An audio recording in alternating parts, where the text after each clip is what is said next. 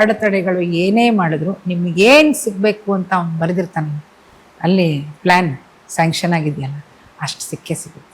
S, ಅಷ್ಟು ದೊಡ್ಡ ಮಹಾನಾಯಕರ ಒಂದು ಹಾರೈಕೆ ಕೂಡ ಇದೆ. ನಾದಬ್ರಹ್ಮ ವಿಜಯತೆ ಅನ್ನುವಂತಹ ಒಂದು ಮಹಾವಾಕ್ಯ ನನ್ನ ಪ್ರಕಾರ. ಇವತ್ತಿಗೂ ಅಷ್ಟೇ, irrespective of what ever party, what ever ಇದು, ಎಲ್ರಿಗೂ ಅದೊಂಥರ ನನಗೆ ಆ ಒಂದು ಗೌರವ, ಒಂದು ಪ್ರೀತಿ ವಿಶ್ವಾಸ, ಒಂದೊಂಥರ ಧನ್ಯತಾ ಭಾವ ಎಲ್ಲ, ಆಲ್ ಲೀಡರ್ಸ್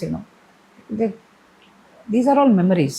ಸೊ ಅಂದರೆ ಈ ಮಧ್ಯದಲ್ಲಿ ನಾವು ನೋಡೋ ಹಾಗೆ ಒಂದು ಹಂತ ಹೋಗ್ತಿದ್ದಂಗೆ ಒಂದು ಸ್ಯಾಚುರೇಷನ್ ಪಾಯಿಂಟ್ ಅಂತ ಒಂದು ಹೋಗಿ ಎಲ್ಲ ನಿಲ್ಲಿಸ್ಬಿಡ್ತಾರೆ ನಾವು ಕಂಡ ಹಾಗೆ. ಒಂದಷ್ಟು ಜನ ಸಿಂಗರ್ಸ್ ವಿಚಾರ ನೋಡೋದಾದ್ರೂ ಅಥವಾ ಆರ್ಟಿಸ್ಟ್ ವಿಚಾರ, saturation I mean to say ಸಾಕಾಯ್ತು ಅನ್ನೋ ಥರನೋ ಅಥವಾ ಅವಕಾಶಗಳು ಕಮ್ಮಿ ಆದಾಗಲೋ ನಾವು ಕಂಡು ಬಿಟ್ಟಿದ್ದೆ. ಈಗ ಏನ್ ಸಚಿನ್ ನಮ್ಗೆ ರಾಗಗಳ ಬಗ್ಗೆ ನಮ್ಗೆ ಅರ್ಥ ಆಗ್ತಿರೋದೇ ಈಗ 50ರ ನಂತರ.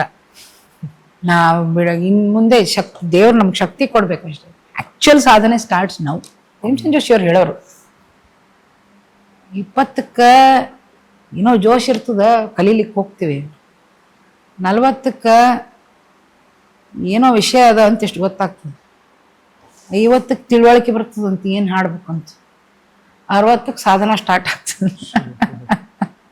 ಒಂದು ಜನ್ಮ ಮುಗಿದು. ಭೀಮಸೇನ್ ಜೋಶಿ ಅವರು ಹೇಳ್ತಿದ್ರು ಇದನ್ನ. ಎಷ್ಟು ಸತ್ಯ ಇದೆ ಅದರಲ್ಲಿ. ಈಗ ಅರ್ಥ ಆಗುತ್ತೆ ಏನು ಸಾಧನೆ ಮಾಡಬೇಕು ಅಂತ. ಈಗ ಬಿಡೋ ಪ್ರಶ್ನೆನೇ ಇಲ್ಲ. ರಾಂಗ್ ಹಂಗೆ ಬಿಟ್ರೆ ಯಾರು ಬಿಡಲ್ಲ. ಎಸ್ಪೆಷಲಿ ಸಂಗೀತಗಾರರು, ಸಂಗೀತವನ್ನ ಆಯ್ದುಕೊಂಡವ್ರು ಇರ್ತಾರಲ್ಲ.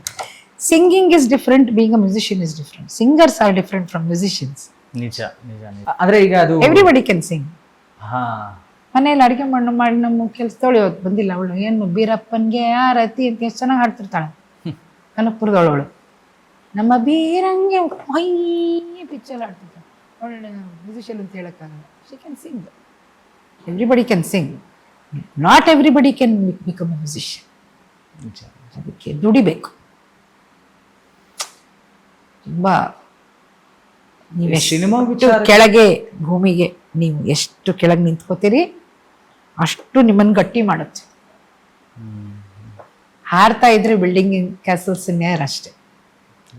ಹಾರಬೇಡ್ರಿ, ಎತ್ತರಕ್ಕೆ ಬೆಳೀರಿ, ಹಾರಬೇಡಿ. ನಾನು ಹೇಳಿದ್ದು ಒಂದೊಂದು ಮಾತಲ್ಲೂ ಅರ್ಥ ಇದೆ. ನಿಜ ನಿಜ. Because I never think, I never compose what to talk, it just comes out. ನಿಜ. ನಂಗೆ ಏನು ಹೇಳಿದ್ರೆ ಅಂತ ಕೇಳ್ರಿ ನಂಗೆ ನೆನಪಿರಂಗಿಲ್ಲ. ಅಲ್ಲ